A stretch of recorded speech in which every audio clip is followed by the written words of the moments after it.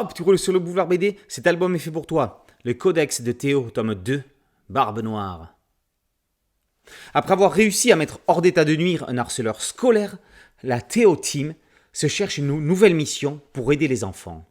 Et ils l'ont trouvée. Dans cette deuxième aventure, Théo, Lucie et Paul se retrouvent face à un nouveau défi de taille. C'est au contact d'un SDF, Angelo, qu'elle la trouve, la team. Un garçon du même collège semble avoir de gros problèmes personnels. En plus de bégayer, il serait battu chez lui par son beau-père. Angelo a bien voulu l'aider, mais il s'est retrouvé en prison. Le beau-père en question étant un homme influent. Et cela ne facilitera pas la tâche de la Théo Team. Pourtant, grâce à l'aide de leurs proches et à Angelo, leur enquête avance rapidement et des plans d'action se mettent en place. Cependant, rien n'est facile quand on ne sait exactement à qui on s'attaque. Du moins au début. Maltraitance, famille recomposée, ambition personnelle, corruption, Théo et ses amis ont bien des réalités d'adultes à découvrir et à combattre. Pourtant, le bon droit ne doit-il pas toujours gagner ? Rien n'est moins sûr. Heureusement, Théo a son codex pour se confier sur lui. Ses pensées et sentiments secrets, mais également l'avancée de son enquête, ses blagues à sa sœur ou bons gestes anonymes. Entre humour, jeux de mots, situations parfois burlesques, Romain Pujol et Mylène Lambert poursuivent dans leur approche de thèmes touchant à la fois les jeunes et la société en général. Après le harcèlement scolaire, les voici abordant la maltraitance parentale ou encore le problème des SDF, la perte de travail et ses conséquences, l'abus de pouvoir.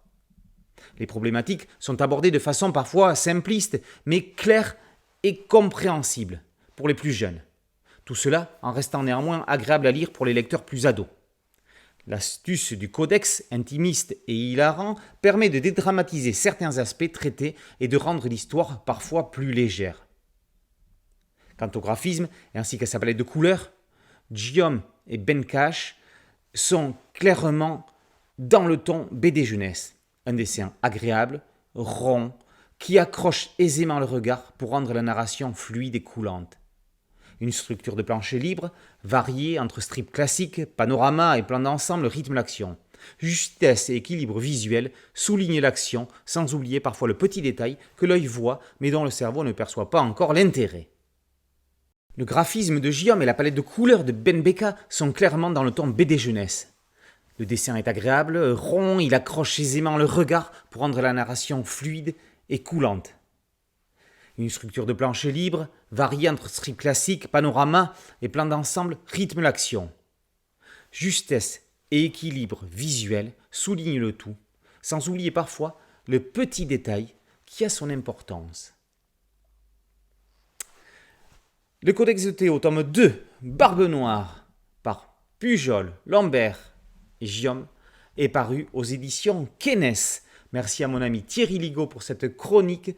Boulevard BD, c'est un site dédié, un podcast audio et une chaîne YouTube. N'oubliez pas de liker, de partager et de vous abonner. A très bientôt sur Boulevard BD. Ciao.